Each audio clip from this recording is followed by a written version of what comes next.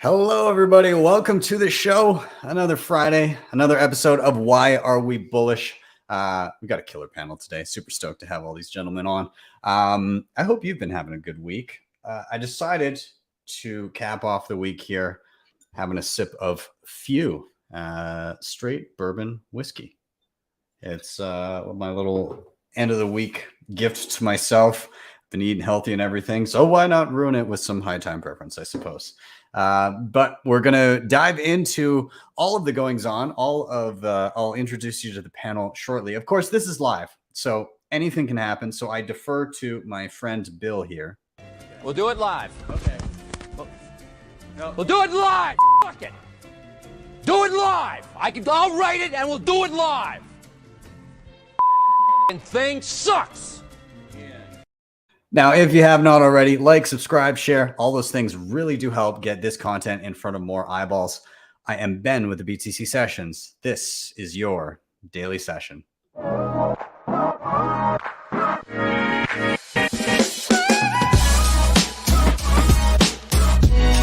Hodl the Bitcoin. Now, before we bring in our panel, let's just take a quick look at where we are in the market right now. This is bitbo.io dashboard. We're sitting at $21,267 per coin. A single US dollar will pick you up 4,700 sats. Little pump going on today, but don't get too excited. Still mid bear market. Just stay humble, stack those sats while you can. 91.17% of all Bitcoin have been mined. In terms of fees, next block, 15 sats per byte. But if you're willing to wait any amount of time, between 1 and 3 sats per byte should do you. Quick shout out to sponsors of the show, CoinKite.com. These guys just have the best Bitcoin hardware out there. I love it. I love my Mark IV and the plethora of other cold cards I've got sitting around the house and being used in multi-sig quorums and so on and so forth. You've been seeing me drop in open dimes in little scavenger hunts around different cities I've been visiting. But also more recently, they've got their Sats card and tap signer for on-the-go signing or more versatile open dime experiences. And, the block clock is a must for a Bitcoiner's bookshelf. So check them out, coinkite.com. In the store, you can use code BTC Sessions to get 5% off everything. If you're in Canada, Shakepay, easy way to be stacking sats. E-transfers in and out, no deposit or withdrawal fees, thin spread. If you sign up with the link down below, buy your first $100 worth of Bitcoin, you get $30 for free. Same deal if you refer friends and family with your link. You can shake your phone every single day for free sats. They have a sats back Visa card, all kinds of awesome stuff happening over there. Check them out. Link is down below. LEDN.io, you can use your Bitcoin for a ton of different services. These guys have been super useful for me whenever I'm in a pinch and I need to get my hands on dollars, but I don't want to sell my Bitcoin. I can deposit here, get a loan of Bitcoin to my bank account within 24 hours, pay back that Bitcoin. You get this back the same amount of sats. They do have savings accounts for Bitcoin and USDC, but they do have their quarterly third-party audits, which you can cryptographically verify that your holdings were involved in those audits, so you're not jerked around Celsius style. They have their B2X offering, Bitcoin-backed mortgages across Canada, and soon in some select US states. Tons of awesome stuff. Check them out. start.ledn.io/BTC Sessions. Bitrefill helps me a ton living on Bitcoin. I can get pretty much any gift card that I can imagine here, and I can pay with Bitcoin on-chain and via the Lightning Network. I earn sats back as I shop. You can earn additional sats back through the referral program. You can top up Lightning channels, phones, and if you're in the US, you can pay bills so you can get on that Bitcoin standard. So check them out, bitrefill.com, link is below. And finally, if you're backing up any important Bitcoin wallet, get in solid steel. Paper flitting around the office isn't always the best option. You have to worry about fire damage, water damage, all that stuff. So this is how I'm backing up my important Bitcoin stuff, and you can grab them. Again, privacypros.io/BTC Sessions. With that, enough of my rambling. Let's get in everybody who you are here to see. So we're going to bring in John, Nathan, and Obi. Gentlemen, welcome. Thank you all for being here. Let's do a quick round of intros. And for those unfamiliar, you can let people know who you are and what you do. So I'll jump to John first.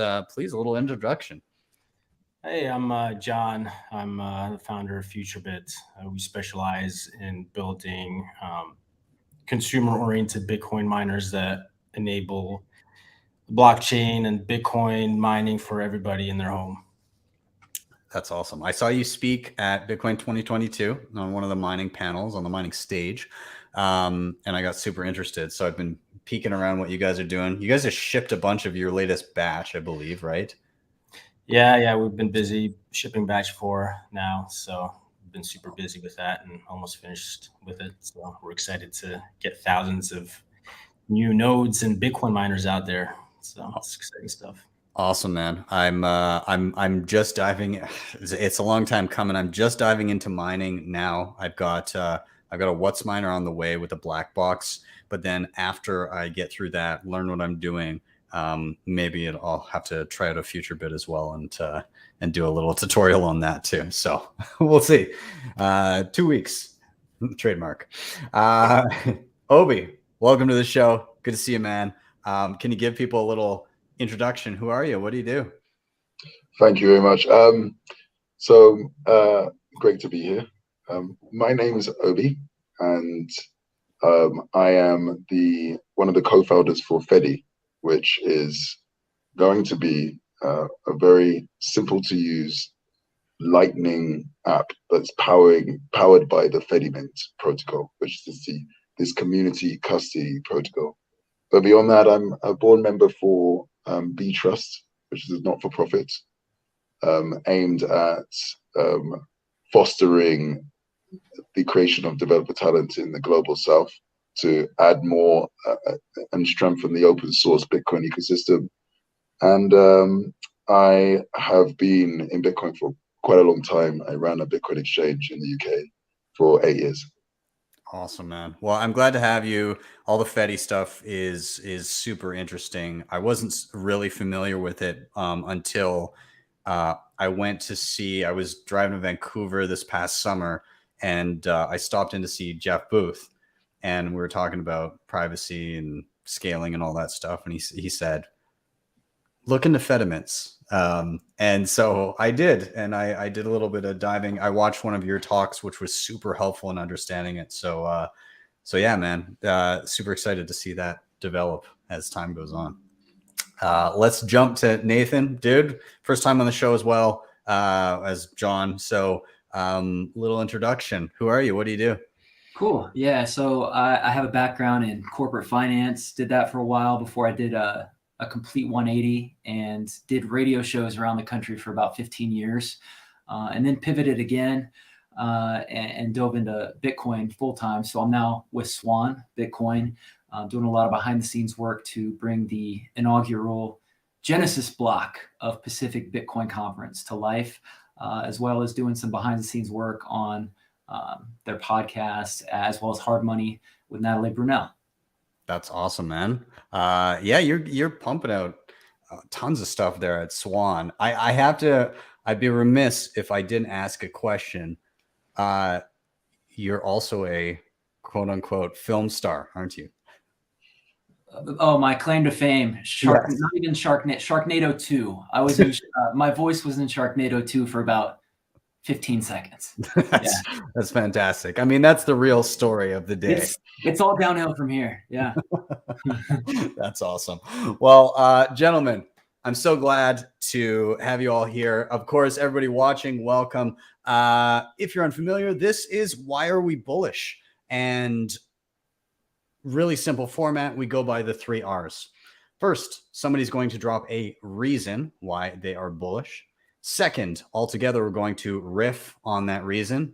And then third, we're going to rotate to the next person until we've all had a turn. Reason, riff, rotate. Simple. So I'm going to get us started off on what I'm bullish about this week, what I'm excited about. So I'm going to pull something up. I had a little conversation throughout the week, but today with a guy from Texas. And I am interested in the beef initiative and what Slim is doing down there in Texas. He is aggregating producers and ranchers that are basically bringing beef to market, and then he's marrying that over time with Bitcoin and allowing people to basically go peer to peer with cattle and ranchers that can provide beef and allow people to purchase it with Bitcoin. And the reason I'm excited about this is, you know, I've been living primarily on Bitcoin for quite some time. But in doing so, there's a lot of kind of, you know, jumping through hoops, using temporary stopgap measures, lots of like gap bridging technologies where you pay with Bitcoin, but like you're not really, you're kind of using different mechanisms to, use Bitcoin to pay with fiat. But I really love the idea that is developing where people are accepting Bitcoin for a couple of different reasons. And I want to step back in history, maybe to 2014, 2015, in and around then. There's a lot of hype around quote unquote merchant adoption back then. And I would say a lot of people kind of jumped the gun of trying to get merchant adoption through any means. And what that typically meant was the merchants not giving a shit about Bitcoin itself and seeing it as a marketing gimmick to potentially get some more customers, and then just using an off-ramp like BitPay to just dump to fiat immediately so that they don't even notice. But I'm seeing more and more people wanting to accept Bitcoin. And it's still obviously very niche. We all know how early this is right now, but people wanting to accept Bitcoin for their goods or services. And this gets me particularly excited. The reason this conversation happened is because, again, I was buying meat through the grocery store, and then I was trying to find cheaper ways to do it. And then I was trying to find locals. And then I was familiar with the beef initiative, but there weren't any locals. I'm up in Alberta, Canada. And so I tweeted out, I tagged these guys, and then I said, if anybody knows Alberta ranchers that are interested in selling beef directly for Bitcoin, just let me know. Like 3 minutes later, I had somebody tweeting me, "Hey man, I'm pretty close to you. I'm pretty local. So if you're interested, I'm super down to sell you like a quarter cow or a half a cow in October here." So I'm splitting with my friend. We're buying a quarter cow to start, and just getting our cuts of beef directly from an Alberta rancher in exchange for Bitcoin, which he intends on keeping. So I love this kind of build out of people that are creating these circular economies that actually value Bitcoin and aren't just doing it as a marketing shtick, but rather because they'd like to actually be accepting Bitcoin, either for the fact that it kind of tears down borders, or for the fact that they see it as a long-term savings mechanism. Up until now, I still appreciate the things that allow me to live on Bitcoin. Things like, I fly a lot, so Cheap Air does Bitcoin. The Bitcoin company, these guys just launched, but you can get all kinds of gift cards and stuff. Obviously, Bitrefill that I was talking about before. Here in Canada and the US, coin cards is another awesome option. But I get really excited about this direct kind of peer-to-peer. You have a good or service, and I'm going to give you Bitcoin directly for it. And I can't wait to see more of that. I love to find, if anybody's watching right now and maybe you're a poultry farmer, or you've got, really any good or service that you're willing to offer for Bitcoin directly, shout me out, tweet me on Twitter, comment down below, whatever it is. I'm interested. And even if it's something that I myself don't necessarily need, I think it's important that Bitcoiners know that they can actually get these things directly from people that are producing. So that is my reason why I'm bullish. I'm curious to hear some of your guys' thoughts on the state of things, the slow and gradual development of circular economies. Where are we at? What things are good, what's missing, what needs to be developed. So I'll open it up. Anybody who wants to dive in, let me know. I think the interesting thing. Let's go, Nathan, and then Obi. I mean, you mentioned you've mentioned a couple times, you have people that work for you and you pay them in Bitcoin, whether they're designing thumbnails or doing video editing, and it's instant settlement. It's not waiting days. Like I was just having a conversation at Swan Salon in LA a couple days ago with a business owner who does a lot of B2B transactions. Especially, it's a huge pain point over Labor Day weekend. That just adds another the settlement, the ACH, it's just hugely frustrating. So to be, whether it's beef or chicken or a freelancer or anything, just the instant settlement, I think people are starting to wake up to it. It's a huge opportunity. Yeah, it's hugely helpful. Anytime, even just in dealing with, I had a flight recently. I was going to a conference, and because I'm Canadian, and the way that they, some of the apps like Delta or American Air or whatever it may be, the way that they accept credit cards, sometimes Canadian cards just don't work. They'll be like, oh, add in your zip code. I'm like, we don't have zip codes in Canada. It's their postal codes, and they have letters in them. And so like, just as simple as making a credit card payment, you're like, I'm banked, and this is still a massive pain in the ass. And there's certain places in the US too where you swipe a card. I was just in New York, and if you use your card, your PIN, chip and PIN, the PIN is your zip code. But again, we don't have, we have PINs that we set here in Canada, but they're not accepted because they want a 5-character PIN, and it's just tailored so locally that it doesn't work with this kind of international commerce that we're used to. Whereas like Bitcoin payments, nobody gives a shit. Like, it's just, did you send the money? Fantastic. Here's your good and or service. Like that's it. Obi, you had some thoughts there. Yeah, I mean, the company we set up, our reason for existing is to help hyper Bitcoinize the world. And so we actually have that on our homepage, and we just made a call out at the beginning of last week looking for leaders of communities around the world to help them hyper Bitcoinize. So I've got a big affinity to the idea of circular economies.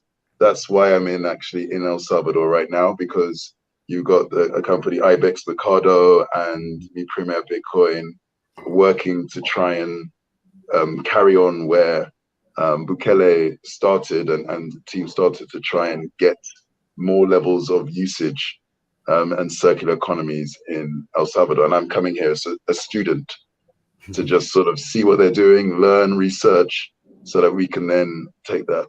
But yeah, I'm really bullish. So obviously I'm really bullish about this. My view is that we're going to see clear examples of hyper Bitcoinized communities in 2023. And we're gonna be responsible for some. I'm sure others will as well, but it's definitely going to happen because we're going to be responsible at least for some of them. And I think once there's a sort of this mental fence that people have to jump over, but once they actually come over to the other side, and you can get a community where merchants and consumers and people are receiving salaries, all powered by Bitcoin, the experience we know is going to be an incredible experience, and much better than anything that you have today. So it's just really exciting. I'm also seeing it in. I just came from Brussels, where we were talking to members of the European Parliament, and some of the stories. I went along with members of civil society, so that's human rights defenders, activists, and NGOs, etc. And they were talking about stories to these MEPs, explaining to them that in many scenarios, Bitcoin is literally the only option. It is the bank when you have no other banking options, or where you can't trust your own bank, which is the case for much of the for any part of the world where they live under authoritarian regime or a dictatorship. They don't want money to come into their bank account from a certain person overseas, because that could put their life or their family's life in danger. And in those scenarios, adoption of Bitcoin is literally a must. It's the bank of last resort. And people are using it in that way. They are using it to save lives. They're using it to begin with. They're using it to be able to live. But very quickly, you're starting to seeing it being used as a circular economy in those environments. So in the global south, adoption levels are literally increasing at an incredible rate. And as I said, we're going to see a number of examples of circular economies next year. That's super interesting. I mean, it's always the people that have the least to lose that will gravitate towards new technologies first, right? And so we see that playing out now. Just a side note, I'm confused because you said that they're looking at the El Salvador adoption of Bitcoin, but according to the news, I'm scrolling here and it says that it failed. I'm a little. It says it says it looks like it failed. El Salvador's Bitcoin plans fail. El Salvador's leader Bukele, Bitcoin experiment is a failure. So it's weird. I guess I don't know. Well, we're all failing here. The guys here are just are amazing. This diploma program that they're working on, that I'm trying to just be a part of and learn, I think is really exciting. I just went to I don't know. I mean, clearly it's failed because I just went to a corner shop and bought some water and I didn't use Bitcoin. I just must have been imagining it. I just there's a process, and we had an incredible start, and we need to keep working on it with more it's more education and more tools, but there is a huge amount of human capital here, Bitcoin human capital, working to get it from a really good start to a fully realized solution. Absolutely. I'll jump to John here and ask if you've got any thoughts around circular economies, where we're at, where we're headed. Yeah, I mean, being a merchant myself, I get what you mentioned in the beginning, where in the beginning, a lot of the push to Bitcoin adoption was merchant adoption, right? Which was the wrong course to go in the beginning. When we launched our first product in 2015, we accepted Bitcoin as well, but less than 1% of our sales came from Bitcoin. Not enough people had Bitcoin in their hands. Not enough people knew about Bitcoin for the merchant side of things to accelerate. And that's what I think the next phase of Bitcoin adoption will look like. It will look like things like this Bitcoin, this Beef initiative, which is really cool because it will create these real use cases for people to spend Bitcoin. Because again, it's not just about buying a product, it's about buying an idea behind the product that involves Bitcoin. The fact that you can expand the decentralized aspect into real world economies is one of the coolest aspects of Bitcoin going forward. And I think that's what it really will push Bitcoin adoption in the next couple of years.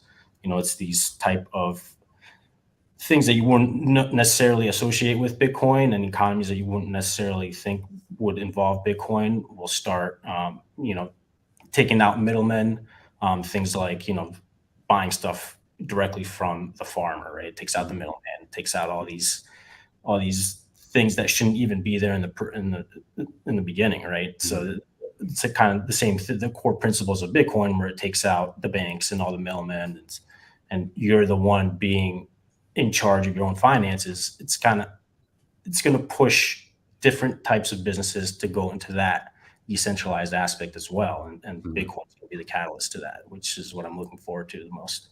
Absolutely. And again, me personally, I think it's on the top of my list of things to do now is to seek out the local community that has goods and services to offer, that is willing to accept Bitcoin for them. And I think, to everybody watching, the same thing. go to your local meetups, find out what people do for a living, and see if you might be able to do business with them via Bitcoin. I think that's a lofty goal for anybody. So with that, I'm gonna kind of wrap up this segment, but I'll do a call to action for everybody that's watching. If you're a Bitcoin merchant, if you're selling goods or services for Bitcoin, let me know. Send me something on Twitter, and even if it doesn't directly apply to me, then I'm sure somebody will be interested in what you have to offer. With that, we're going to do a little rotation here. So actually, John, I'm going to jump to you next, and I'm going to give you the mic here. And simple question for you, man. What are you bullish? What has you excited at the moment in Bitcoin? Well, I mean, big news in the mining world in the past week has been this White House news article that came out about Bitcoin mining. Kind of a two-edged sword. At least, they're taking a look at it in a serious way. But obviously the back edge of that is the fact that, they're putting a ban on the table. And obviously this is what I've been concerned with for the past 5 to 6 years, is how do we keep Bitcoin from being in a state where a government can shut it down, and especially through the mining aspect of it. And I'm super bullish on the fact that people are waking up to this, especially in the past year. I've seen it a lot, especially with what we're doing at FutureBit, and just in general, just Bitcoiners realizing how important mining is. And it's opening up the fact of the importance of why people need to be running the full stack of Bitcoin, not just buying Bitcoin on an exchange, right? That's the first step, but that's the least important step. Most important step is running your own node and then participating in the mining network. And we're seeing a lot of that adoption occurring right now, and it's encouraging. Just in the past week, I think we just crossed 5% of all nodes on the Bitcoin network is being run by FutureBit nodes right now, which is awesome. We've gone from people not even knowing what a node is to tens of thousands of people running nodes in their houses and keeping Bitcoin a monetary force that can't be shut down by any one government. And obviously we have a long way to go in terms of institutional side of things and what they think of Bitcoin, and especially the governments, and understanding the core principles of what Bitcoin is and how we mesh that into our society. But the fact that we're getting to a stage where even if, let's say, the White House wants to ban Bitcoin next year, Bitcoin mining, they won't be able to do so. That's a step in the right direction, and that's where we need to be. We need to be at a point where not a single institution, not a single public mining company, and not a single government can control a big portion of the Bitcoin hash rate and dictate, what they can do with that hash rate. That's a very important aspect of what it means to run Bitcoin, and every single person that owns Bitcoin needs to be aware of that fact, and needs to be aware that you can mine at home. It's just like you said, you bought a what's miner with a black box. You can run a big 3,000 watt machine in your house if you really want to. And there's companies like FutureBit that build 300 watt miners that you can just place on your desk and start mining today. So we need to get that out there, and we need to get millions involved in Bitcoin mining and running nodes, and not just tens of thousands that we are at right now. That's awesome. What do you think is kind of the biggest hurdle to getting people to dip their toes in, test the waters, and maybe start mining? I think the biggest hurdle is kind of the fiat entanglement of mining right now, especially on the consumer side of things. When most people think of Bitcoin, especially of mining, especially when they don't understand what mining is itself, they think of, okay, I'm going to earn some sort of dollar value by buying this machine. we got to get away from that mentality and have people understand that you're not just you're mining Bitcoin, but you're also protecting the Bitcoin that you're mining by doing so. And that's what a lot of people don't understand. They don't understand the core principles that is behind Bitcoin mining, and the fact that it's not about what the ROI is in dollars value. It's about how many Satoshis you're mining and how many Satoshis you can mine and keep over time and hold. And that's the real important aspect of what you're doing when you're mining Bitcoin. And that's kind of like the educational value of what our device offers and what we're trying to teach people. It's, listen, you're protecting your own Bitcoin by mining Bitcoin, and everybody should be doing it. And everybody needs to understand that by mining Bitcoin, you're verifying those transactions that you're issuing yourself on the blockchain. A big institutional miner could come out, or the government could come out in a couple of weeks and say, we're banning certain transactions on the network, and the big institutional miners are gonna have to comply with that, or otherwise they're gonna be shut down, right? Because there's such public entities that they can easily be targeted. So that's why we need millions of individuals mining these transactions, where not a single entity can come across and shut down your transaction, let's say. And I think that's the biggest hurdle in understanding that most people need to understand of what Bitcoin mining is. You're protecting your own asset. And everybody needs to be participating in order to make sure that the monetary network is safe and protected. And that goes back to running Bitcoin on how Satoshi originally envisioned it. It's a single device that does everything. You're running your node, you're mining, and you have your wallet. And we need to go back to that original vision and make sure everybody's running the whole ecosystem, not just small parts of it. I love that. I'm curious if Obi or Nathan have any experience in mining, or what's holding you back from diving into that aspect. Or into personal mining or into mining?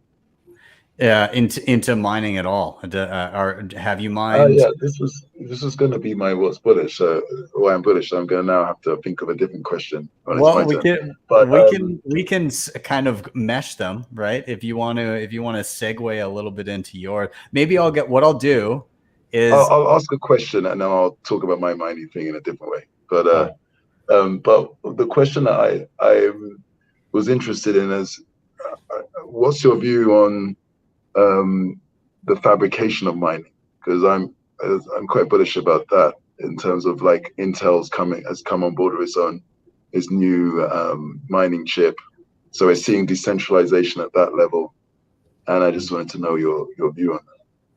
Yeah, I mean that's another important aspect of it, and we've had a lot of companies haven't sprung up like FutureBit because of what you just mentioned. There's only been one foundry really involved in making all of the ASIC chips, and about 3 major vendors producing these ASICs in the past 5 years. And we haven't had an Intel of the space producing chips like Intel. Like what made Intel really successful in the beginning of the PC era was the fact that they built a chip and they were like, here's a cool chip, do what you want with it, right? Build products around it. Bitmain isn't doing that. They're protecting their chip. They only care about their bottom line. Bitmain, I wouldn't even call a Bitcoin company. They don't, as far as I'm concerned, they don't care about Bitcoin. They just care about pushing as many miners out as they can and making as much fiat money as possible. So we need more companies, especially on the fab side, the chip level side, to produce an Intel type ASIC where here's a 3 nanometer latest gen ASIC. We're selling it to everybody. Everybody can start building devices like FutureBit and bringing this out to millions of people. And we're getting to that point right now. I mean, I wish I could talk more about it. But in the next year, you're going to see a lot of different companies spring up, and there's going to be a lot of new gen stuff coming out that enables more mining for everybody. So It's exciting times for sure. Do you think that was that kind of demand for that type of thing was accelerated by the shortages over the past couple of years, where just chip manufacturers basically were shut down, and it was a lot harder to get your hands on an ASIC? Like, oh yeah. I mean, the reason why we hadn't scaled to the point where we should have scaled by now is because, you know, little 5-cent ICs in our devices we can get a hold of, and people were hoarding them for, you know, 100 times the cost of what the IC was. And, you know, it's been, I don't even want to get into, you know, the logistics nightmare of what I've been dealing with in the past year, which is pretty much 100% of swapping out ICs and redesigning boards and making sure production goes smoothly because of all these crazy, you know, supply shortages. And we're finally getting over the hurdle, and in Q4 of 2022 this year is, I think, when we're finally going to get over the hump. And by next year, we should be in the clear in terms of the huge IC shortages that have been happening around the world. So amazing. Awesome. Nathan, I'm going to toss it to you here. Do you have any thoughts or questions in around this area of thought? Yeah, well, going back to maybe what's holding me back, and John and I actually had this conversation recently. I'm tantalizingly close to pulling the trigger on a future bit because they make it so easy. Even a dimwit like me can figure it out, you know. But I think it's the lack of a hardcore computer science background that maybe over the past couple of years kept me from dipping my toes in it. But, you know, there's great companies out there, brilliant people building awesome solutions that even knuckleheads can figure out. What kind of, like, have you looked into like educational material? Like, when you've been curious, have you tried to look up, like, how the hell do I do this? Or you know, I have, and then it just came down to time. Like I said, before I got into Bitcoin full time, I just didn't have the bandwidth for it, but now I do, and there's great solutions out there, which can make it possible. Kind of going back to John's point, you know, with the White House and everything. The one thing that made me think of is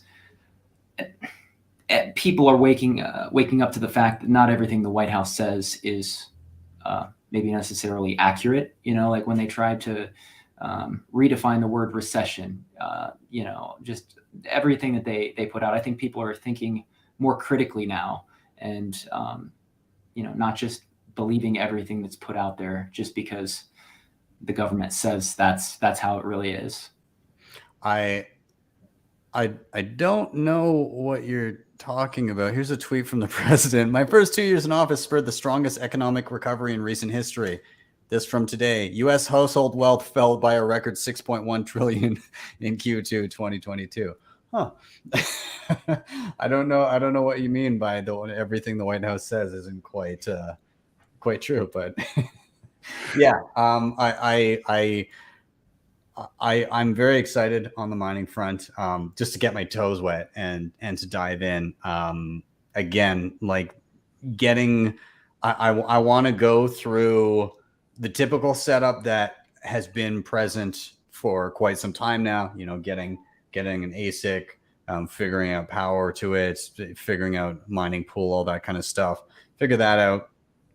And then I'd like to afterwards dive into and see what the difference is like with a future bit, and like the you know, how you've gone about trying to streamline things and making it a little bit less scary for the average person to dive in, and kind of contrast and compare. I think that's but again, the more we can do to get more people involved in every aspect of Bitcoin, the better, right? I think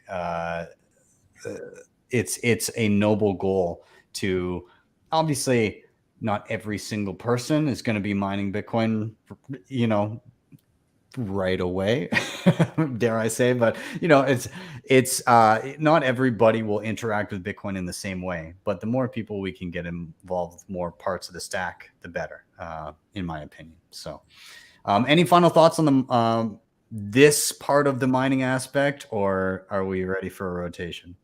Yeah, I mean, just a quick point to what you just said, and I think it's important. It's like you said, not everybody's going to be involved with every single aspect of Bitcoin, especially on the more technical sides of running a node and broadcasting your own transactions off your node and things like that. But what the power in numbers is what really needs to be struck home here.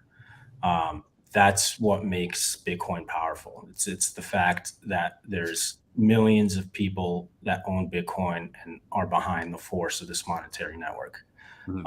And we really need to strike home that, you don't need to have a 100 terahash, 3,000 watt machine to make a difference in your home.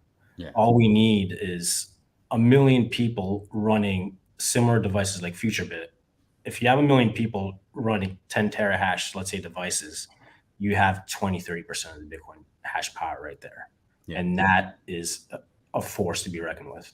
And that's where we need to get there. And that's the really important aspect. It's the power in numbers. And that's where the real power of Bitcoin comes. And we need to make sure people understand that. And, it doesn't matter how you do it. It doesn't matter if you do all these cool things that we talked about in the mining panel where you're retrofitting your old house to run a Bitcoin miner, or, you're just submitting your hash rate with a small device. As long as you're participating somehow, it's important.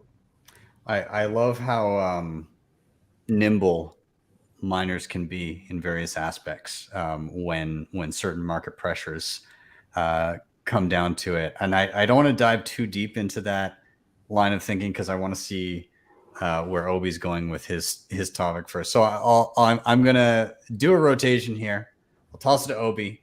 I'll let you drop your thoughts, and if my thought doesn't relate, I'll save it till to any final thoughts near the end of the episode. But Obi, yeah. So I mean, obviously, I'm bullish on Fedimint and Fedi and other technologies. I think that are coming out at sort of layer 2 and layer 3, not just Fedimint. I think Hole Punch is super interesting. Taro potentially could be super interesting.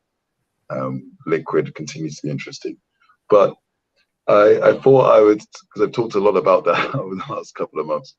I thought I would talk about something else that I'm just to switch things up that I'm really interested in, which is to do with mining. So the end of last year, I sold my previous business, which was the Bitcoin exchange in the UK, and I decided I wanted to focus on the global south. So I said it's going to be all Bitcoin, all empowering the global south, all with global impact all the time. And obviously there's B-Trust and Fedi, but another thing which I did was invest in a Bitcoin mining company in East Africa. And I was specifically looking for an Africa-based Bitcoin mining company, just to mix it up a bit. And this one, what was really interesting about it is that it's focused on rural East Africa, and they're accelerating the electrification of rural East Africa by accelerating the creation of renewable power plants, energy development power plants in rural East Africa. And these power plants are only possible because of Bitcoin. And that's what's really cool about this, because Bitcoin, as we all know, is the energy buyer when you have no other energy buyers. Mm-hmm. It's the energy buyer of last resort. And, I was tired of us talking about it. And I just thought, well, let's just show it. And so what happens in this case, the company's called Gridless. And it's a really great team who've been building technology companies in East Africa for 25 years. But the idea is you've got this energy developer who's a local business person. They want to help their local community, say a village. And right now, that local community is using paraffin or kerosene to heat their houses and provide them light, which is very expensive, really bad for the environment, and it's really bad for the health of the local, the children. So I'm breathing in these things in these not necessarily well aerated buildings. And so you have this abundant source of, say, hydropower that's abundant throughout these rainforests and rural East Africa. And so a local entrepreneur decides to set up a power plant and then goes to their local bank to get a loan for this power plant. And the local bank says no. And the reason they say no is even though they like the idea, the power developers' customers are an unknown quantity. They have no credit history and so on. So it makes it a high risk to invest in. So they can't invest in it.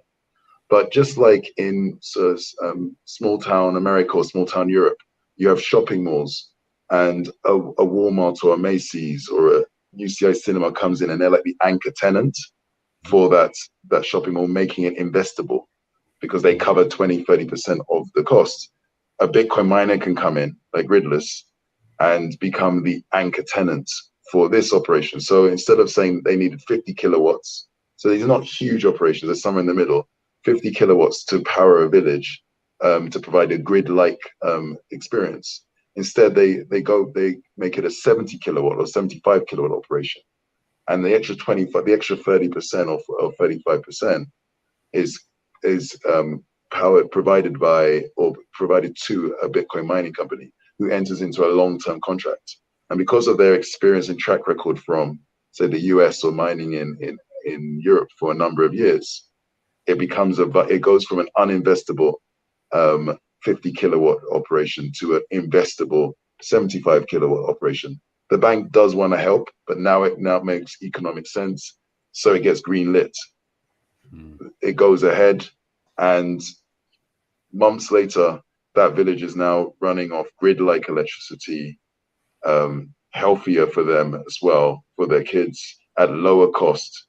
And then 6 to 12 months later, the entrepreneur goes, and it's also educating and providing skills into the local economy and money into the local economy. But 6 to 12 months later, they go back to the bank and say, there's 4 other villages. We want to do 4 more projects. And they got a track record that gets approved. 12 months later, it's 12 other projects, and it continues to spread. Now, this is not just theory. This is practice. I could show you a video right now of one of these plants, but you won't be able to see it here. But it's really, really bullish, because just as I said a few days ago, I was in Brussels talking to some of the MPs who have been talking about how Bitcoin is bad for the environment and so on. I explained this, showed the video, and then watched their brains melt, because their worldview literally just changes. And also, I invite them to come over to Kenya and see for themselves. Don't believe me, just see it. See the energy developers who say, if it wasn't for Bitcoin mining, I couldn't get this hydropower plant, and therefore I can't help these people. And so it really is interesting, and I'm really bullish to be able to see how this progresses. And by the way, that's just one project.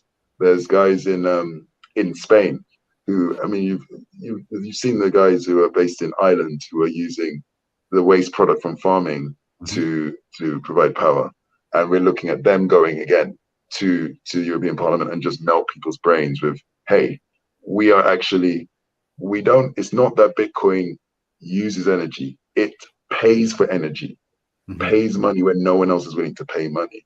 And I think I'm really bullish for that realization. And what's really fun about it is this realization is going to come over the next 6 to 12 months, just as Ethereum has shot itself in the head, heart, and foot, and both feet, by going from proof of work to proof of stake. And now you're going to see this greater realization that actually being the energy buyer of last resort is an incredibly valuable thing. Well, the dichotomy between what Ethereum's positioning itself to be and what Bitcoin is so much more evident as that shifts, because in Ethereum moving to proof of stake, effectively a system where the rich get richer, right? Those with the most money and the most capital that they can stand to expend can lock it up and earn more of the monetary base at the expense of those who cannot afford to stake, that are actually using it as a money. Whereas Bitcoin, it doesn't matter how much. I always like to say, one is a proof of wealth and the other one is a proof of worth. Yes. And that's the difference between the two. Absolutely. Yeah. Bitcoin doesn't care how much Bitcoin you have. It doesn't guarantee you more Bitcoin. It's what you do with the Bitcoin that you have that determines whether you'll have less or more in the future. What value are you providing to people that they deem it worthy of parting with their sats? And that's what I love Bitcoin. And I think this is unique in that, as you're talking about with the global south, this is a mechanism that can begin to empower them slowly but surely, where communities that were basically snuffed and snubbed by the global banking cartel as we know it, and you know, central banks around the world effectively extracting resources from the area and giving them nothing in return. Well, now they can actually use those resources to create wealth for themselves in an incorruptible base layer money. And I think that's an incredible thing. I think and again, in and around the mining bit, this is a mechanism that it may not be immediately evident, but it's going to shift the tides globally as to where the power structures lie. And I like what you said. What was the quote? It's a proof of wealth versus proof of worth. I love that. And the most ingenuity wins out. Yeah, I'm really excited about it. I think that because I'm a massive fan of what's being done to decentralize mining, and this is sort of at the mid-level. It's not the megawatt plants. It's many dozens or eventually hundreds of kilowatt size operations, and then I'd love to see millions of personal home mining operations as well. But it's also providing education, providing revenue, a source of revenue in Bitcoin within the community. And so that, again, helps to kick off circular economies, because if you're generating revenue in Bitcoin, it makes sense to sort of tack on an economy around that, because it's instead of having a gold mine, you have a Bitcoin mine. And you tend to have then merchants will sort of form around these industries naturally to service them. Amazing. I mean, John, you're kind of you're obviously involved in this realm of expertise. What are your thoughts on what Obi's saying about working within Africa and utilizing mining down there as a way to kind of empower the people? Yeah, this is a stance I've recently changed personally as well, in terms of Bitcoin mining and the types of operations that Obi is talking about. I used to be, let's call it, a maximalist around any sort of Bitcoin mine. I thought that was, something that should not be part of Bitcoin at all, at any scale. I thought that would always be a centralized point of failure for Bitcoin mining and transaction processing in general for Bitcoin. But the operations that are springing up in the past couple of years around, secondary sources of energy generation with methane and things like springing up new power plants for these communities is, I think that more than outweighs the bad of having slightly centralized operations going on in Bitcoin mining. Obviously, there's always going to be these sort of operations going on. Mega Bitcoin mines will never disappear. But as long as the hash rate is decentralized as much as possible, whether it be on the individual level or on these, small projects, small business, we have thousands, tens of thousands of these kind of projects spring up. I think that will help Bitcoin as a whole, no matter how you look at it, especially if it's doing good to the community and creating power sources that never existed. This topic has been talked about nonstop, but we shouldn't be vilifying energy creation. The point of society is to create as much energy as possible, energy sources as possible. And obviously doing it in a renewable fashion is the best way to go forward. But there should be no society on Earth and no government on Earth ever vilifying projects that create more energy for human beings on planet Earth. And Bitcoin is one of the number one sources of this energy creation. You know, if you look back in thousands of years, you know, society has progressed because more energy has been created, and society has been able to utilize that energy to do great things. And Bitcoin is accelerating that and doing even greater things on a monetary level and on a energy level for the world. So we got to get on board to making sure more people understand this and understand that more energy for the world is a good thing, not a bad thing. Awesome. Yeah, Nathan. First of all, I think that having the view to try to maintain the absolute best standard, the Bitcoin standard, when it comes to anything from self-custody, and in the case of self-custody versus federated custody, and also when it comes to Bitcoin mining, personal mining versus small-scale mining versus large mining, I think it's really important to remember what the ideal is and keep striving towards that and communicating very clearly what the ideal is. So the ideal would be getting to a place where we have as many people mining and it's as decentralized as possible. And so what you're doing in that space is absolutely to be commended, and we should all keep trying towards that. So yeah, but I am happy that you recognize that there are areas in the middle that we can still also add value. Some of these mining operations are as small as, some of these can be as small as 3 or 4 miners, which is sort of not that much more than home mining level, you know, in terms of this, because people can have 3 or 4 miners in their garage as well. So that's how small it starts. And you know, I specifically, because I'm like you, I have much more interested in being close to maximally decentralized. So the idea here is to get to hundreds and hundreds of small to medium-sized energy producers, effectively adding Bitcoin mining to their offering, as opposed to 1 or 2 very, very large mining operations, which again are part of the ecosystem. But I'd prefer it to be like an Amazon future, where even though you got the couple of the Harry Potter books bestsellers, which everybody knows, when you take the revenue of Amazon, the vast majority is from the long tail of books that sell to 3 or 4 or 5 or 100 people, and that's a healthier ecosystem than if it's, you know, we have 5 or 6 blockbusters, and that's supporting 90%. So I'm bullish that that's where we're going to head towards more and more of the time.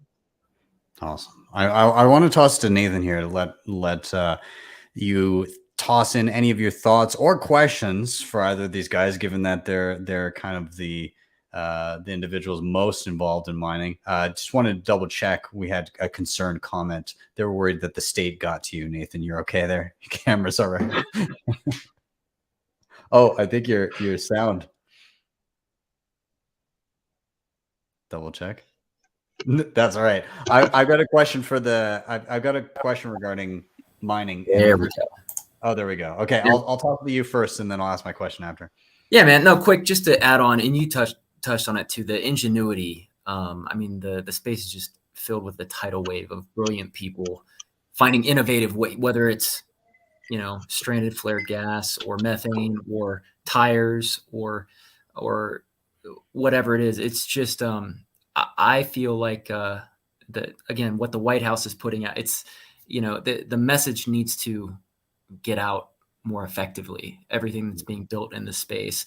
And even in Africa, Obi, I would love to be able to, you know, promote that message and share that story of everything that's being built over there. And I'd be interested in knowing kind of the plans for, if they're planning to, was it Gridless, you said? Gridless, Yeah. Gridless compute, yeah. Gridless. Yeah, I would love to know their plans kind of over the next year or two, if they're going to scale or expand to other regions.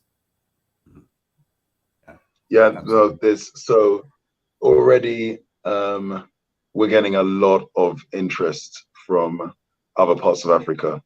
I was in Riga and there was a very large solar energy producer from West Africa that was there, and they were introduced, and I've connected them.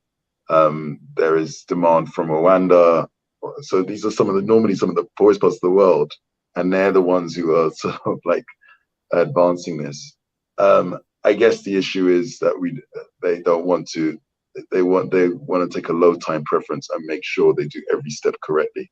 But there is this very, very large demand for people to take resources which currently, especially with renewables, you often curtail, and there's just they have an excess of energy that you just throw away. Instead, you can get paid for that because you've got a buyer who's always willing to buy, and so yeah, so there's interest beyond Africa. I mean, they're just launching, so that I can imagine it expanding further afield as well. But wherever happens, it still will be a very decentralized structure because you're empowering each one of these energy developers wherever they are. And we're focusing, as the name suggests, on the ones who cannot connect to the grid. Because if they could connect to the grid, then the grid would wire up. But if in the middle of rural, wherever that may be, internet's hard, but Starlink solves that. And being able to access power, that's grid-like power, is hard. And that's where these systems shine. That's fantastic. I love that. Any other questions, Nathan? I have one going, but I'll let you, if you have anything else to toss out there. No, I think people in North America, we're just so in the bubble. I mean, most people have no idea what's going on around the globe, and you know, all the things being built, and really the situation anywhere else in the world. Mm-hmm. Yeah, absolutely. It's I love hearing about what is happening elsewhere, because again, like you're at home here, the typical interaction with a Bitcoiner that's, you know, just kind of getting their feet wet for the first time is it's speculative. But when you go outside of that bubble, you see the real needs of individuals and where this actually plugs in and improves lives. And I think that's the important aspect of it, right? Yeah. More than half the people on the planet do not live in a democracy. Mm-hmm. So, and for them, Bitcoin can potentially be even a lifesaver, or an opportunity maker, from zero opportunity to opportunity, from not being able to live or interact in a reasonable level to being able to. And so there, it's much easier to understand how this is an incredibly valuable thing. And the internet, and because of various reasons, that voice is just going to get louder and louder and louder until it can't be ignored. Yeah. It's and it's interesting to, and I'll kind of wrap the topic here a little bit, but it's on the human rights front.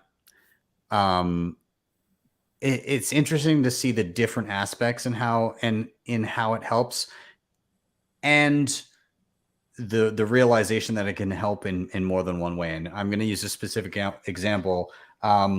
At the Human Rights Foundation, also a Freedom Forum this year, I did a little a little education session on how to set up a Bitcoin wallet, how to use Moon Wallet for on-chain and off-chain transactions. And so I did that. There's, you know, a bunch of Bitcoiners in the room to help. And then there were also a handful of different human rights activists from around the world that were looking at this as a mechanism to, you know, fund their causes. And so I got speaking to a woman after the education session, and she was from Nicaragua. And she was talking about some of the corruption there, and she was trying to troubleshoot some of the, okay, great, I understand that, you know, Bitcoin has value. It can be volatile, but it's a way to move value borderlessly around the world in an instant with no permission needed. And she got that 100%. She's like, yes, I totally understand. Now I get, and I'm very excited to use this. And so we were talking, I probably talked to her for about 45 minutes, but in passing at one point in the conversation, you know, she's coming at this from a censorship resistant perspective. And in passing, I mentioned, you know, oh, and you know, there's the 21 million cap. And she's like, what's that? I was like, oh, well, the fact that you can't print more Bitcoin, like it's limited in supply, so you can't purposely inflate it. And her eyes lit up. She was like, oh my God, are you serious? And it was like this explosion, this realization of like, oh, I was coming for Bitcoin for this one specific censorship resistant property. And then you're just telling me that this also solves the issue of debasement, of currency debasement. And her mind was blown. She wasn't even familiar with it. And so to see those, and it's not like you talk to somebody from a Western nation, oh, you can't print more of it. And they're like, maybe a bit more now.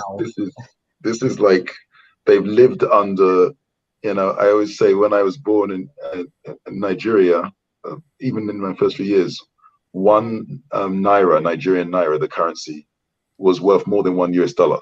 Now it's like 600 naira to the dollar, you know, and that's one of the best performing currencies in Africa, and it's the biggest economy in Africa. So that's, you know, that's your goal. And how much has the US dollar devalued on top of that over the past few decades? It's like insane. So people get it immediately when you say, wait a minute, oh, well, okay. No, debate, conversation over. Let's make this happen, you know? Yeah. It's unbelievable. It's so, and this is why I still, you know, everybody kind of, the meme, oh, we're still early. But we are still very early, because even the people that have gravitated towards Bitcoin for one reason have yet to realize it's useful for another. You know, I saw the inverse here in Canada this year, because everybody's after it for the, oh yeah, we you know, the people. Yes, there's people speculating, but it tended to be, you know, gold bugs, sound money advocates that were kind of gravitating towards Bitcoin for that reason. All of a sudden, there's a large protest in Canada, and they decide to shut down people's bank accounts, and then the censorship resistant properties become very, very important. And so it hits people at different moments, and it doesn't matter kind of what side of the political spectrum you're on. At some point or another, each of Bitcoin's properties are going to be important to you. It'll just depend when. And I think that's important. So yeah, let's round out the Obi's topic here. And I want to give Nathan his fair shake for his topic. So I'm going to toss it to you, man. And I'm going to just simply ask, why are you bullish? Yeah, it perfectly dovetails onto what you guys were just talking about. I'm bullish because slowly but surely people are waking up. I should say normies are waking up. You know, the past, 2 or 3 years, they thought, oh, and I'm speaking, you know, stimulus check normies, you know, cool, free money, awesome. But I think the past couple of years, as it's played out, they've realized that comes with a price. Now they're learning whether it's going to the gas pump or to the store, trying to buy a house or a car. I'm really bullish because my 11-year-old daughter brought home her 6th grade homework, and it was on the counter. And I was just being nosy, checking it out. And she was learning about inflation. And I didn't learn about inflation when I was in 6th grade. But I'm bullish that at that age, at least at my daughter's school, they're being exposed to that reality now. Mm-hmm. You know, I know, I think it was Jameson Lopp on Twitter the other day shared and something about mm-hmm. What's that? How old is she? She's in 6th grade, so she's 11. Oh, 6th grade. I thought she was 6. Okay, sorry, I don't. Maybe my 6-year-old is learning too. They're still singing songs. Sorry. Yeah. But what was Jameson Lopp, the $5 footlong at Subway, right? Remember when there was a $5 footlong? Now you'd be lucky to get, you know, anything for $5. I remember Arby's. Do they have Arby's in Canada? They do, yeah. Five for $5 back when I was growing up. Now, oh yeah, holy shit! Holy fuck, that was we had that too, and it was 5 for $5 in Canadian dollars, which is basically a nickel. I really like Arby, so I'm really disappointed that now it's 4 for 10. But that's just how it goes, man. So, but I think people, again, going back to the tweets that you shared, stuff that the White House or whatever government says, I think people are thinking more critically. For example, we were just, like I said, doing some Pacific Bitcoin conference planning yesterday. We were at lunch with the production team that's kind of helping us bring it to life, and we're trying to orange pill them. We had him smash by some Bitcoin on Swan, and he was asking questions, and he actually mentioned, the truckers in Canada, the censorship resistant aspect of it. So just like I said, dovetailing on what you were saying, it hits people in different ways at different times, but I think people are gradually waking up, that something is not as they thought it was. Yeah, I'm glad that you brought this topic in particular up. It's going to be harder to escape that as a topic because people brought it up prior, and if you brought it up, people would just, their eyes would glaze over, and then they know that in general things get more expensive over time. And I'm talking again Western nations, other places. Oh, they know all too well how terrible it can be. But in Western nations, we've been lucky enough not to have dealt with that, especially in a lot of people's lifetimes, right? Like most people, my age weren't alive during like the inflation of the 70s, right? And that was like bad on a Western from a Western standard, but like, that's to other nations. They're like, oh, what, double-digit inflation, whoop-de-doo. So, but it's top of mind for a lot of people right now. They recognize, and like you said, your kids are learning about it in school, and there's going to be just a little seed planted in the back of their minds of, I remember, and depending on who knows what happens moving forward, because I feel like it accelerates, and I want to touch on that in a sec, but at least there's a seed planted of something is broken. Things are getting more expensive. Things are getting more difficult. It's not as easy to do all of the things and have all of the things that we used to have as it used to be. What's going on? And the acceleration thing is where I think it's interesting because, we see the bailouts that happened in 2008 and the scale of that, hundreds of billions. And then you get to the first bailout this time around, and there's a T. You're like, holy crap, that escalated quite quickly. But again, still not for some people. They didn't realize, and you had all the pundits saying there's not going to be inflation. None of the major economists, none of the expert economists called inflation, as if printing 40% of US dollars in like a calendar year wasn't going to cause inflation. And now you see the gaslighting, it's this, it's that, it's this. But the war started well after inflation began. And I think not all, but more than previously, a larger number than previously are beginning to recognize the narratives don't quite line up that we're being fed. This caused that. Why did the thing you said is the symptom happen first? And so I think that the seed has been planted for a lot of people. A lot of people are starting to wake up and realize that we could have something better in a monetary system. And on top of that, like I said, we're talking from a monetary policy side of things, but the censorship resistant aspect of things, like somebody bringing up the trucker protests, and on the opposite side of the political spectrum, I don't want to say opposite, but like based on my Bitcoin Twitter feed, the opposite side of the political spectrum, you have like the trucker protests, and then you have somebody that's helping get protective equipment into Ukraine that looked at the trucker protest and said, oh, Bitcoin worked here. I wonder if it'll work getting protective equipment in. I can only do it in a few weeks with fiat on-ramps. Day 2, they got helmets and protective vests into Ukraine with Bitcoin. So the last time there was, so I still remember being very young and still having quite high levels of inflation because I was born in the mid 70s. And at that time you had no internet. You didn't have these systems. I mean, I remember when we had like BBC Channel 4 came out and, you know, ITV launched and stuff like that. Those are the second, the third and fourth channels, you know.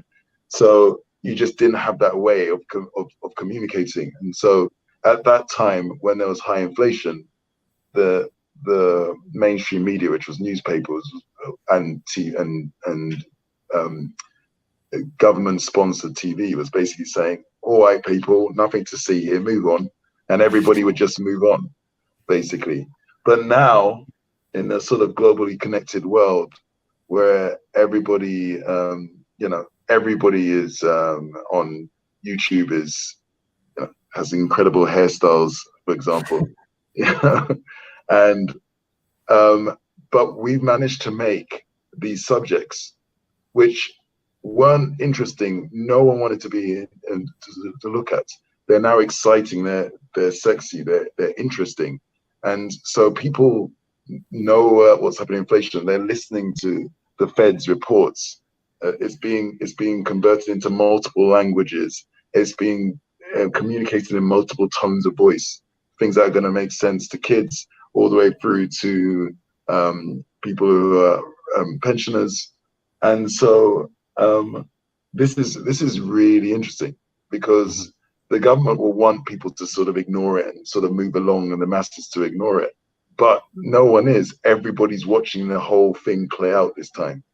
And so, again, I'm really bullish to see how, you know, when our eyes are open, you know, the panopticon, where we're actually all surrounding and looking at the people in power.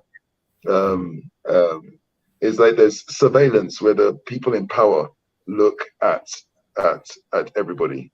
But what we now have for the first time is surveillance, which is the opposite, where the masses have the ability to look and inspect everything that the current people in power, not sure how long that's going to last, but the current people in power are doing, and we're watching, and no one's liking what they're seeing.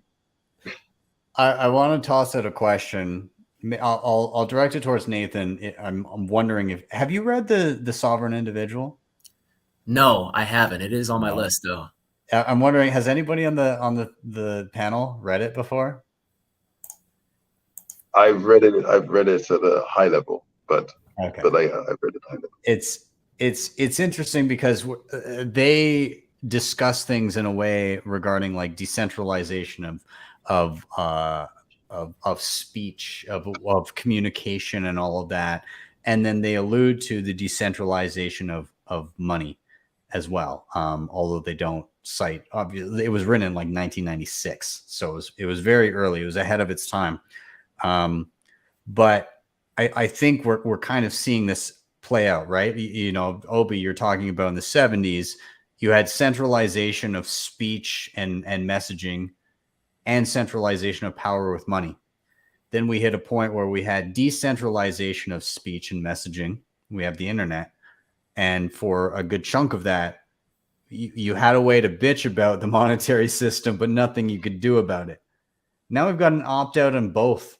We've got decentralization of speech, decentralization of monetary system.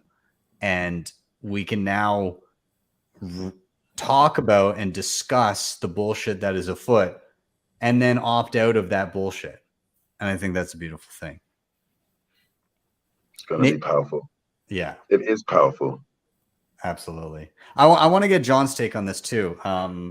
John, how do you feel in terms of normies waking up, people kind of starting to see the cracks? Yeah, we're an interesting inflection point of Bitcoin's history. obviously Bitcoin sprung out of the 2008 financial crisis, and that was the catalyst, and an important catalyst that I'm sure many people have even forgotten about at this point. But it's been in a period of great financial and economic growth that has existed since 2008. It's gone nothing, the economy has gone nothing but up since 2008. And we're reaching the first time in Bitcoin's history where the real values of Bitcoin are becoming important. And it's the first time it's happened since 2008. So obviously Bitcoin as a technology and the technology layer of Bitcoin has been tested in the past 13, 14 years. But Bitcoin as the general economic power and what it means is being tested for the first time now. And like everybody has mentioned, it's, people are starting to wake up to what inflation is. And, obviously inflation hedge has been one of the biggest aspects of what Bitcoin means. And obviously it has been an amazing hedge over the past 10 years and it will continue to be so. But now the masses are understanding that fact. They're seeing what a fiat system and a inflationary fiat system does to individuals, especially one that's corrupted and printed away as it has been done in the past couple of years. And it's a great time to be a Bitcoiner. It's a great time to have Bitcoin being tested in a real world application, in a real world setting where it was originally supposed to be sprung up from, but we haven't seen that environment since then. So we're seeing that environment now, and the next couple of years is definitely going to be interesting because, here's the tool that hedges against all this, and it's here. We have it. It's been developed. The technology is here. People are building on it, and it's ready to be used in a real world mass manner. So it's definitely exciting times. Awesome. I want to finish up this topic I'm going to send it back to Nathan here. And I'm going to ask you a question in and around kind of normies waking up. I'm going to assume you still have some normie friends. I know, I know it's difficult as a Bitcoiner, but I think we all have at least a few of them. But my question is in and around those normie friends and what you've seen in terms of them kind of witnessing what's happening around the world, maybe them having questions around Bitcoin. I'm assuming some of them may know that you're kind of like the Bitcoin guy in that group of friends. What have you noticed in terms of things that have piqued people's interest, things that they've noticed about the current state of what I'll refer to as clown world, but the current state of the world of what's happening with our monetary system? What has been your experience thus far and made you feel bullish on this front? Well, I'll just say, like, for my wife, for example, I mean, all I talk about is inflation. She's like, oh, here we go again. But, we were one night I was just scrolling on Twitter and I don't know what it was. Yahoo Finance, Bloomberg, somebody put out an article that said, don't quote me on this figure, but I believe it was, the average American family will need to earn $5,000 more, or basically life is going to be $5,000 more expensive this year.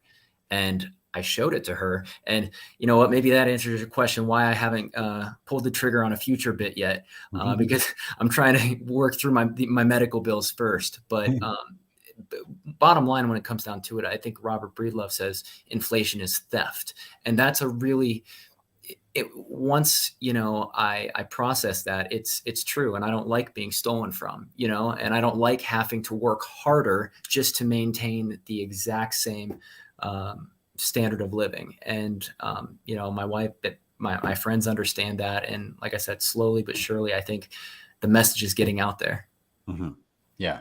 I love that messaging, and I love Jeff Booth hits on this a lot in his book too, that when you get down to it, technology allows us to do more with less effort and less time. And by all accounts, we should be able to enjoy an easier, happier life with less effort. And that is not the lived experience by everybody on the planet. So if you extrapolate out and you start to reason, you realize that something has to be broken there. And in a system where technology is compounding and is moving in exponential fashion, and a system that's based on debt and money printing will have to accelerate equally, if not faster, than that rate of technological evolution. And so the end game is always going to be hyperinflation. It just depends locally at how quickly that comes. And so we need an opt out, and it's just a matter of how many people can we get on Bitcoin before that happens. And you know, he often says we got to get a billion people on Bitcoin minimum as quickly as possible before this happens. I hope that we can do it. I hope we can. Yeah. That was confidence there, Obi. I like it. 2023. Damn. I love it. Gentlemen, I'm going to start rounding out. What I like to do at the end of the show is I like to do a quick round of final thoughts. Where can people find you? Obviously, all of the, contact, whatever, Twitter. But then I also like to offer a little challenge to you guys, and that is to recommend something that you find useful, a piece of content that could be an article, a book, a video, a movie, or perhaps it's an app, or it's a website, or it's a piece of hardware, something that's been useful to you in your Bitcoin journey. So you can mull that over while I get my final thoughts out. Whatever recommendation you feel like giving. So my final thoughts actually came from comments in the chat while we were talking about some of the mining stuff. And there's a guy named Dan Helios, I believe, in the chat, and he was talking about small miners. And so he was saying that small miners that are under 100 terahash are getting killed by mining pool fees. And he would love to see payouts for small/micro miners that are paid out in Lightning, batch to single channels, and then batch Lightning payouts, or however it needs to be. But he would love if micro miners that are running small machines and don't have a lot of hash rate could be paid out in that fashion. I know that's, maybe not directly can be addressed by you guys, but I just wanted to throw that out there on this show. I think the idea of Lightning payouts for small miners could encourage more small miners to partake in Bitcoin when they know they're not going to lose a chunk of this on pool fees and transaction fees, and you can get paid a little bit more regularly. So it's something I wouldn't mind seeing coming to fruition.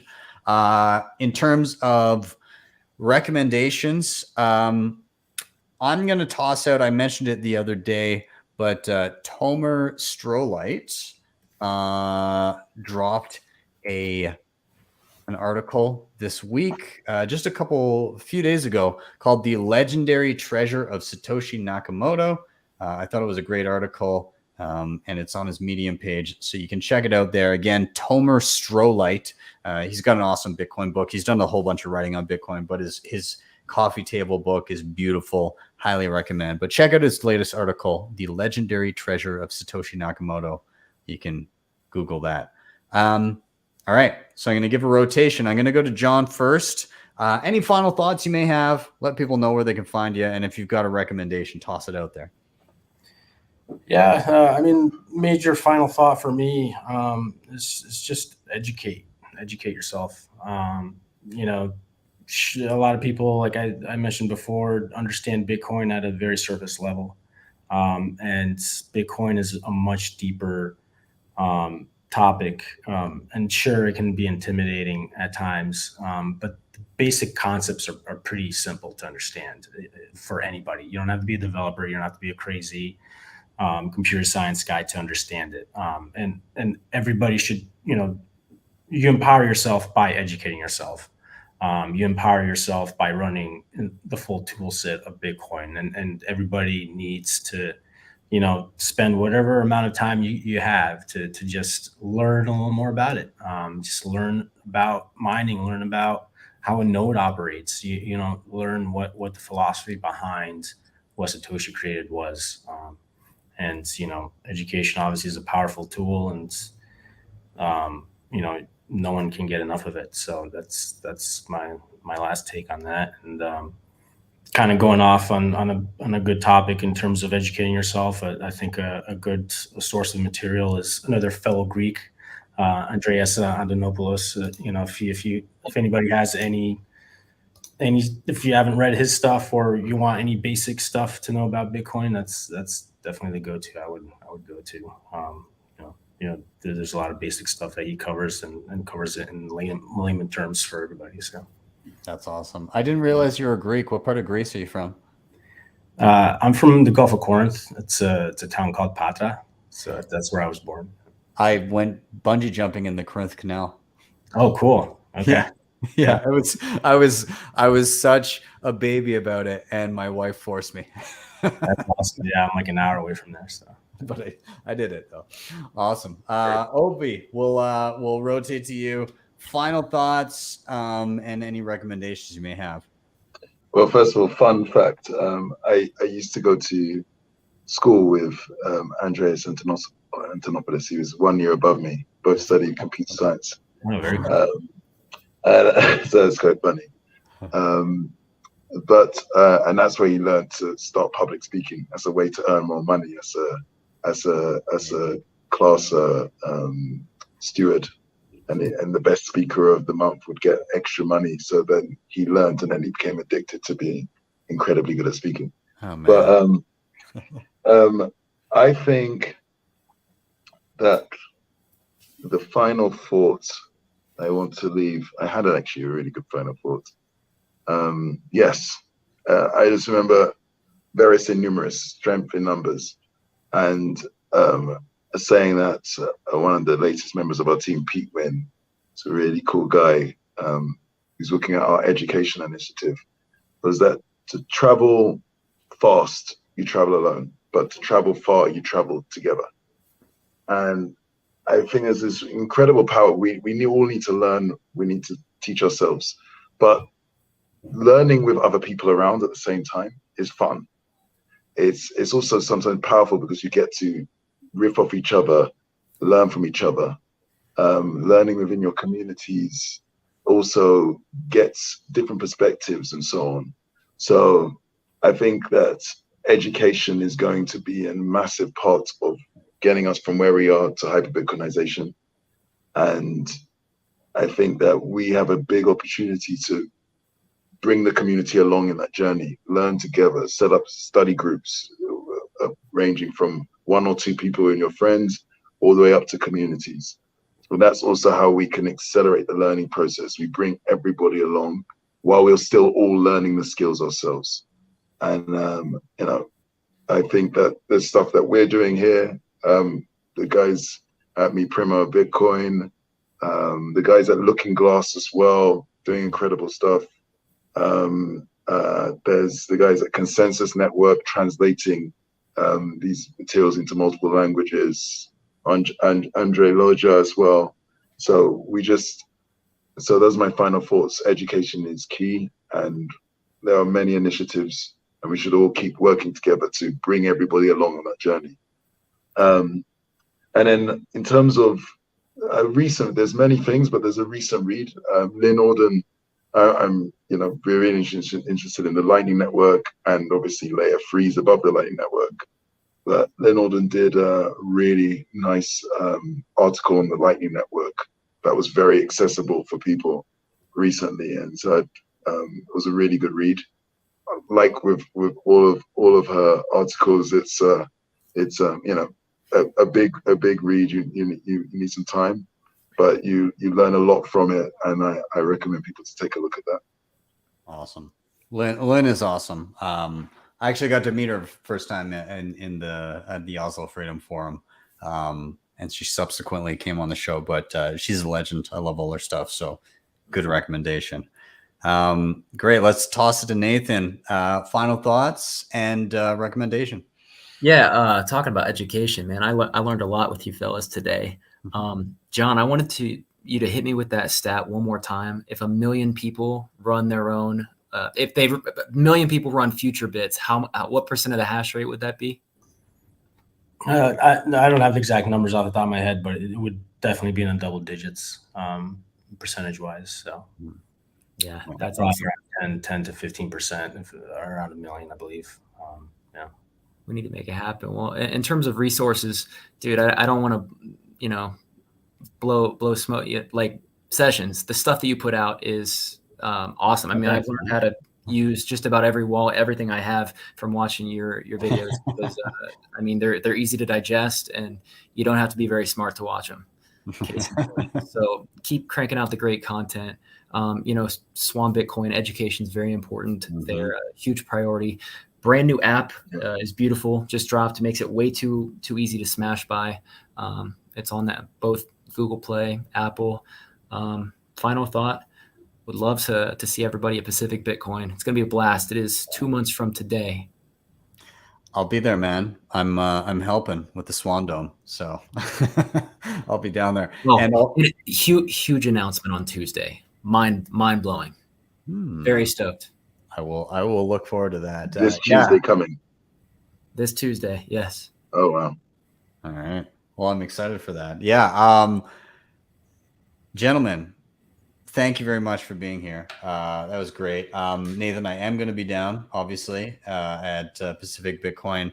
Also, on your point of education, I will try to help you once again. Once I get my brain around mining, I'll drop some videos that you can watch on that, and then you'll get set. I'll do one with my What's Miner, and I'll do a future bit after that. So yeah. And yeah, Pacific should be exciting. I think I'm going to be doing I'm looking for a venue. I think I found one, but I'm going to be doing a deep dive on the Cold Card wallet down there as well, like a satellite event. So yeah, I'm going to try and time that for probably just after Pacific Bitcoin. So yeah, anyways, I'll be around. Gentlemen, thank you so much for being here. I really appreciate all of your time. And yeah, that's all I have to say. You guys are all welcome back anytime. Thanks for having us. Thank you. Thank you very much. Thanks, guys. I will see you soon. Have a good night. All right. And everybody watching, thank you so much for being here. I hope you had a good time. Let me know what you thought in the comments down below. Everybody that's been in the chat, I really do appreciate it. And of course, if you want to help out the show, you can subscribe, share, all that good stuff. That really helps get, again, this content in front of more eyeballs. If you want to help the show in another way, you can hit up the previously mentioned sponsors in the show notes. Those were CoinKites, Shakepay, LEDN, Bitrefill, BillFodl. They're all down below, along with the Twitter handles of all of the guests that were on the show. Follow them, keep up with what they're doing. They're all doing awesome work. And finally, if you really liked what you saw, you can always drop me a tip at my Strike page. You get there, you go to strike.me/BTC sessions, type in any amount you want, hit the tip button. You'll be greeted with a Lightning invoice, or if you prefer, tap to the right, you'll see a regular Bitcoin QR code. With that, I'm out. Have yourselves a wonderful day or evening, wherever you may be. And I'll see you guys next time for your daily session.